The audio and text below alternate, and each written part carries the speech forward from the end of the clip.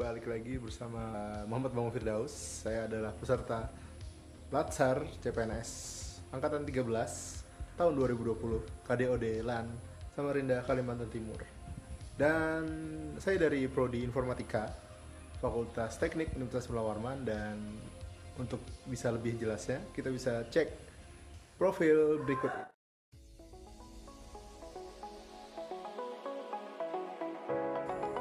Selamat datang di program studi Informatika Fakultas Teknik Universitas Mula Warman.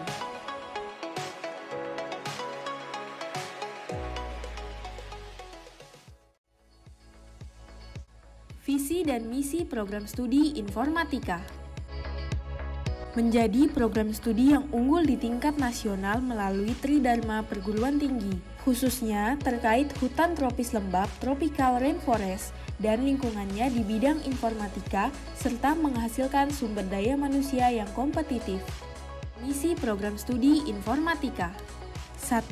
Menyelenggarakan pendidikan di bidang informatika untuk menghasilkan lulusan yang unggul dan profesional yang memiliki relevansi dengan kurikulum terkini. 2.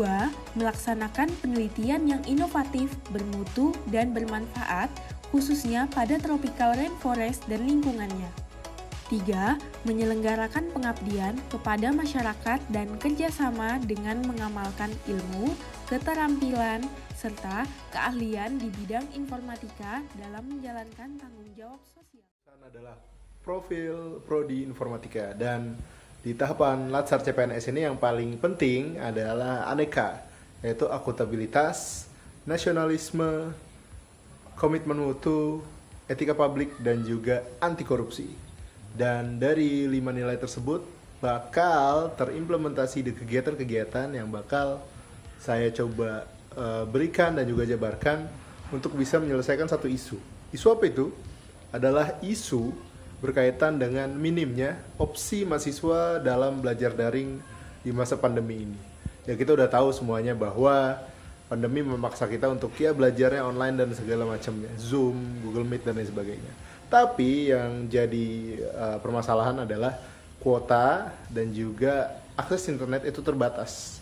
Dan kita tahu sendiri video mengambil banyak porsi kuota yang ada di dalam paket data kita atau paket wifi kita.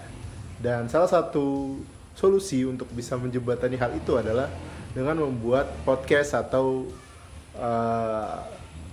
iPod broadcast ya pada awalnya. Tapi dari sekian banyak hal yang mungkin memang jadi patokan, tidak hanya itu saja. Di tahapan pertama saya bakal coba buat RPS, RPP yang bisa jadi patokan. Terus juga ada bahan ajar, slide PPT dan lain sebagainya. Tag podcastnya itu sendiri. Terus ada diskusi online. Dan ini juga berbasiskan suara ya, tidak video conference. Dan juga yang terakhir adalah ujian online. Ujian online dilakukan dengan Google Form. Google Form supaya bisa hasilnya langsung keluar lah ibaratnya gitu. Dan itu sedikit rangkuman, dan untuk detailnya bakal kita coba lihat di video berikutnya.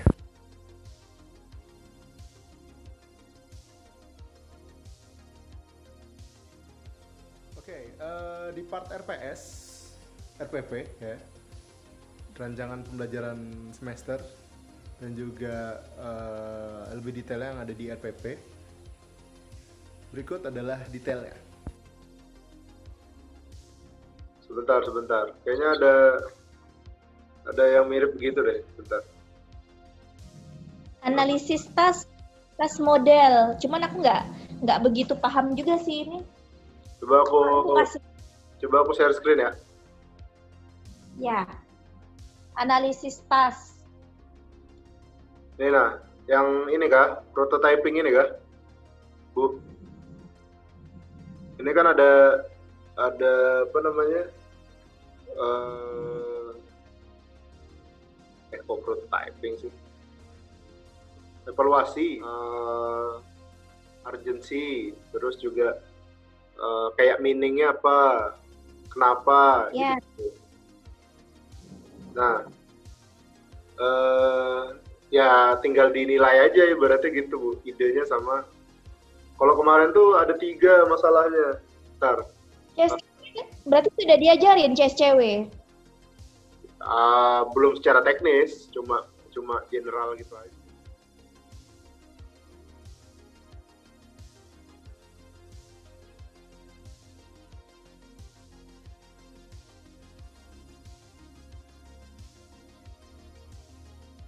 Ada referensi lama yang ada di RPS, coba kita lihat.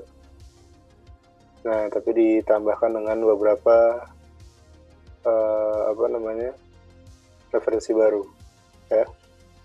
Referensi baru yang coba dimasukkan di sini nanti.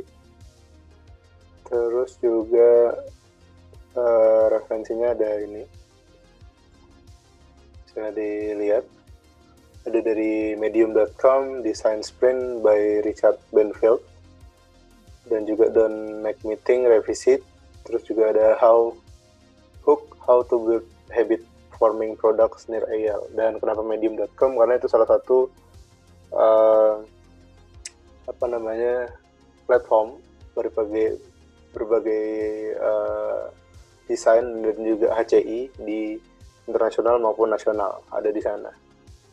Itu untuk referensi.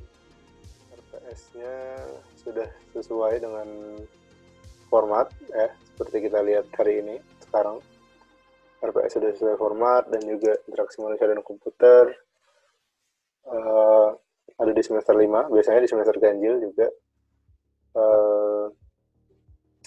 Dan secara umum konsepnya seperti ini. Ini RPS dan ini RPP. Dan untuk media ditambahkan podcast, karena saya memakai podcast.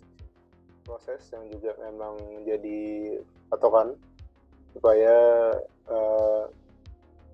partner itu tahu. Ya, saya menyampaikan RPS yang sudah oke ke Bu Alma Sari Aksenta.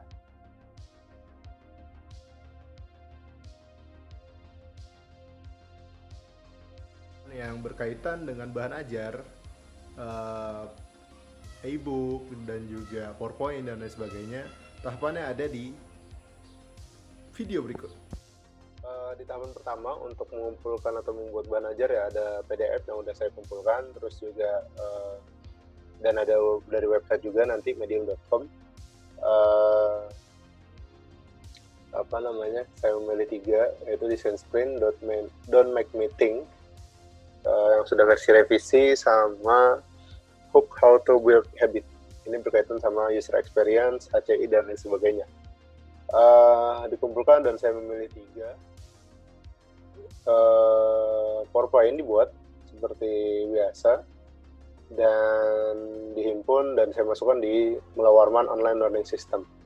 Ini adalah portal e-learning ya yang dimiliki Unmul.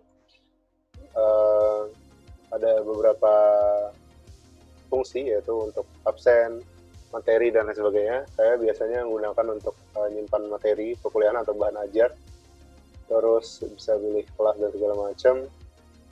Ini contohnya aja biar kita bisa lihat sama-sama. Ada di materi dan juga silabus. Nah, ini ada 1, 2, 3, 4 materi yang saya buat untuk di part ini, di mata kuliah ini. Bisa di view. Oh, langsung download ternyata. Oke. Jadi ibaratnya di sini nantinya bahan ajar sudah tersedia ya. Ibaratnya kita buat pakai PowerPoint dan lain sebagainya, terus nanti kita taruh sini. Nah, ini aku jelaskan kemarin nih. Nih, yang terakhir sebelum project, Bu. Iya, dirimu aja itu. Bingung aku. UI UX. Enggak, jadi dia baru sampai sini, baru sampai di create ini. Belum sampai ke test dan juga develop. Nah, ini baru identifikasi awal.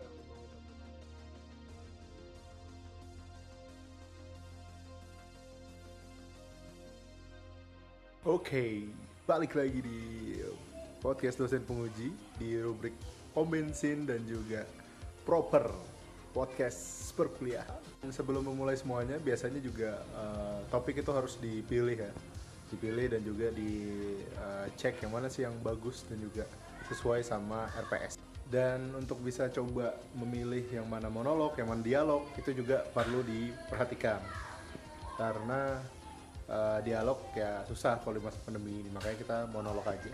Waktu podcast juga nggak lama-lama ya, ya paling 20-40 menitan lah. Ya itu udah cukup untuk monolog ibaratnya gitu. Untuk tag podcastnya pakai apa? Pakai handphone seperti yang saya pakai sekarang dan juga clip on. Ini ada clip on. Ya sederhana itu. Dan ya tinggal ngomong aja. Setelah tag podcast penting untuk bisa ngedit ya. Ngeditnya bisa di beberapa aplikasi yang lainnya seperti kayak Audacity, Audition dan juga Filmora dan lain sebagainya. Itu fleksibel sih. Tapi di sini saya pakai Filmora supaya lebih gampang aja dan poin-poinnya tetap sama ya. Apa yang bakal coba dilihat. Nah di sini kita bisa lihat ada 3 part biasanya yang dilihat: opening, jingle dan juga main podcastnya. Dan di akhir biasanya ada jingle lagi. Ini jingle. Nah, terus yang biasa diperhatikan adalah ini volume level. Ini juga harus disesuaikan. Jadi ibaratnya di opening nyaring, terus nanti di jingle-nya ya kalau bisa ya menyesuaikan lah ibaratnya gitu. Menyesuaikan dan lain sebagainya. Terus untuk exportingnya biasanya dipilih yang MP3. Terus nanti kita settingnya adalah tetap MP3 tapi bitrate-nya pilih yang paling tinggi 320 KB per second supaya suaranya itu renyah dan juga tidak patah-patah gitu. Nah setelah di render dan lain sebagainya, sebenarnya MP3 nggak cuma MP3 sih, di Audacity dan juga Audition itu bisa WAV atau MP4A. Nah dari editing kita masuk ke Anchor. Nah di Anchor ini nanti ada new episode ya. Tapi saya udah upload podcast yang kemarin dan ada statistiknya juga bisa dilihat di sini. Dan di bulan kemarin sampai bulan ini saya mendapatkan 300 lebih pendengar ya. Dan di pom bensin ada 156, 143, pokoknya di angka lebih dari 100 semua. Nah dari sini bakal connect ke beberapa platform lainnya yang memang ada biasa didengarkan podcast kayak Spotify ataupun Google Podcast. Nah di Spotify memang yang paling banyak pendengar ya, dan bisa dilihat ini ada beberapa podcast saya yang dulu-dulu dan juga pom bensin dan juga proper ya yang untuk perkuliahan supportnya media pembelajarannya. Di sini di Instagram saya juga share podcast saya di sini untuk dipromosikan. Ini pom bensin proper dan ada pengumuman rumpik lainnya. Oke. Mungkin itu, dan juga biasanya di-share ke grup-grup kelas sudah pasti ya. Gitu. Kenapa di Anchor dan kenapa di Spotify dan juga kenapa di Instagram ya, supaya gratis dan bisa dikonsumsi oleh siapa saja, dan tentunya kontennya tetap ya sesuai dengan perkuliahan. Gitu.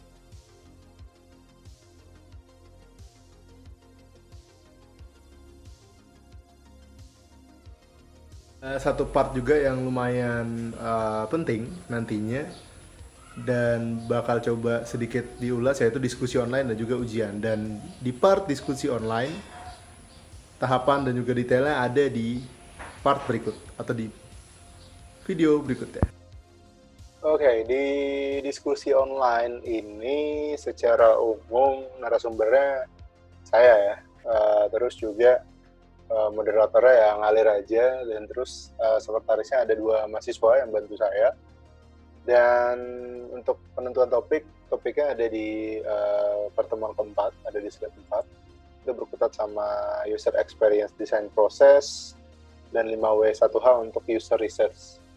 Dan kenapa ini? Karena ini perlu didiskusikan lebih lanjut lagi karena basic dan juga penting.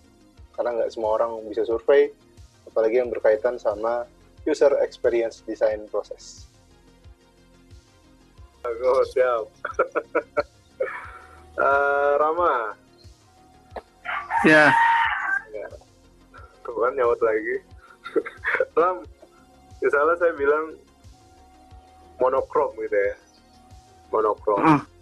Kira-kira dalam pikiranmu sekarang monokrom tuh tentang apa sih? Atau bentuknya gimana gitu?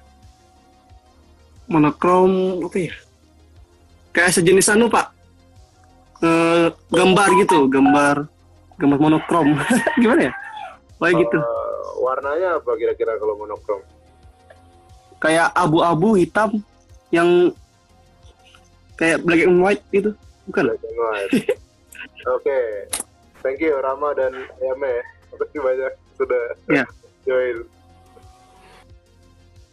Ada notulen dua sekretaris yang memang aktif mencatat dan menandai poin-poin yang ada di dalam diskusi. Terus juga ada beberapa pertanyaan yang memang dilontarkan oleh bukan juga pertanyaan, tapi ada berkaitan juga pernyataan dalam diskusi itu. Itu terkait dengan notulensi. Saya record dan juga upload ke YouTube saya sendiri di Muhammad Bambang Firdaus channelnya. Dan sebenarnya awalnya mau pakai Discord, tapi karena di Discord tidak ada live record, makanya saya pakai Zoom, tapi ya ibaratnya suara aja. Tidak ada on cam-nya. Dan seperti ini visualisasi dari konten yang ada dan durasinya ada di sini 30 menit.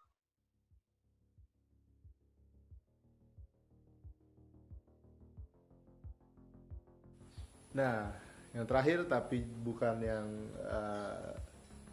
perakhiran, ini adalah tahapan ujian online, membuat soal dan lain sebagainya ada di the next part.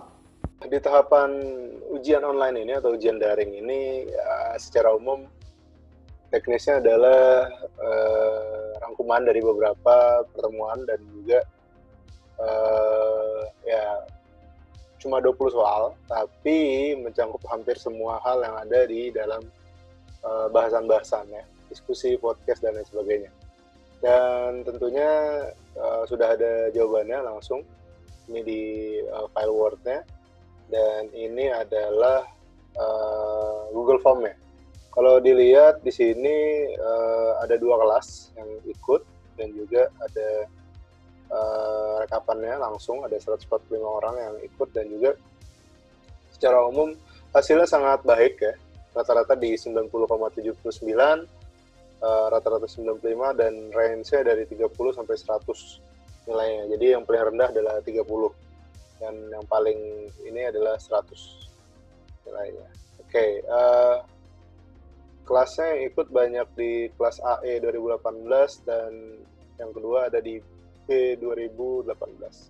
Rata-rata anak-anak 2018. Dan secara nggak langsung ini jadi tolak ukur ya, dan juga nilainya langsung kelihatan tentunya di mereka, dan juga rekapannya bakal saya olah untuk bisa disatukan di akhir semester nanti sama dosen partner saya.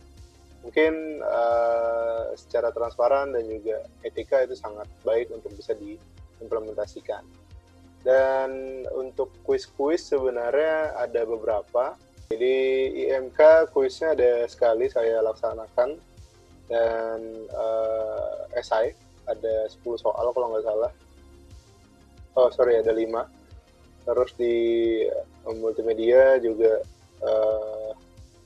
ini pilihan ganda tapi hanya 10 soal. Dan rentangnya rata-rata 77,96, nilai terendahnya 30 dan maksimalnya 100 seperti biasa. Oke, terima kasih.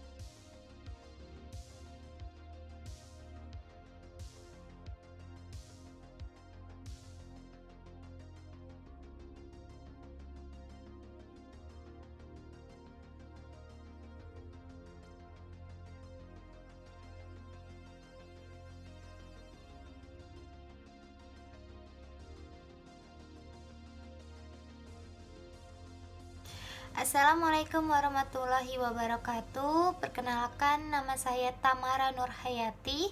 Saya dari Ilkom A 2018. Di sini saya ingin membahas mengenai pembelajaran via podcast. Nah, ini sangat menarik sekali ya, karena pembelajaran via podcast itu menurut saya sangat membantu mahasiswa dalam belajar, dimana mahasiswa jadi tidak bosan dalam mendengarkan materi yang diberikan oleh dosen. Nah, biasanya tuh kan dosen hanya memberikan berupa PowerPoint ataupun dokumen untuk dipelajari. Nah, sedangkan mahasiswa juga kadang bosen kan karena harus membaca terus. Nah, kalau dengan podcast seperti ini, mahasiswa jadi lebih terbantu oleh materi yang diberikan oleh dosen ke mahasiswanya. Jadi menurut saya ini sangat efektif sekali dalam penyampaian materi ke mahasiswa. Dan juga dalam penyampaian podcast dari dosen Pak Bambang, yaitu mengenai podcast pom bensin, itu menurut saya sangat membantu sekali. Materi yang mengenai UX dan UI itu sangat membantu mahasiswa menurut saya dalam mendengarkan materi, karena dengan seperti itu di mana saja mahasiswa yang berada, mereka pun bisa mendengarkan podcast tersebut tanpa harus membaca podcast itu. Terima kasih, mohon maaf apabila ada kata yang salah dan kurangnya, saya mohon maaf yang sebesar-besarnya. Wassalamualaikum warahmatullahi wabarakatuh. Warahmatullahi wabarakatuh. Saya Ari, Ilkom 2018 di mata kuliah IMK. Ini adalah testimoni dari saya tentang podcast yang Bapak berikan kepada kelas kami. Saya tertarik dengan ide podcast ini, tapi saya tidak tertarik dengan apa yang Bapak lakukan, yaitu berbincang hanya seorang diri. Saya berharap Bapak bisa berbincang dengan lawan bicara yang berupa video jika perlu, karena jika lebih dari satu orang, perbincangan akan ada terinteraksi yang lebih menarik bagi pendengar atau mahasiswa yang ingin mendapatkan materi yang Bapak sampaikan. Nah, itu testimoni dari saya. Semoga Bapak bisa membuatkan video podcast dan bisa berinteraksi dengan lawan bicara. Saya ucapkan terima kasih. Bagaimana menurut Anda tentang pembelajaran mata kuliah di via podcast ini, Bang? Menurut saya sih sudah bagus untuk bisa dikaitkan podcast. Dan juga pembahasannya tuh dalam membawakannya lebih santai gitu, lebih humble. Untuk mata kuliah komputer grafik dan animasi ini, saya menemukan metode baru yang diajarkan oleh Pak Muhammad Bambang Firdaus.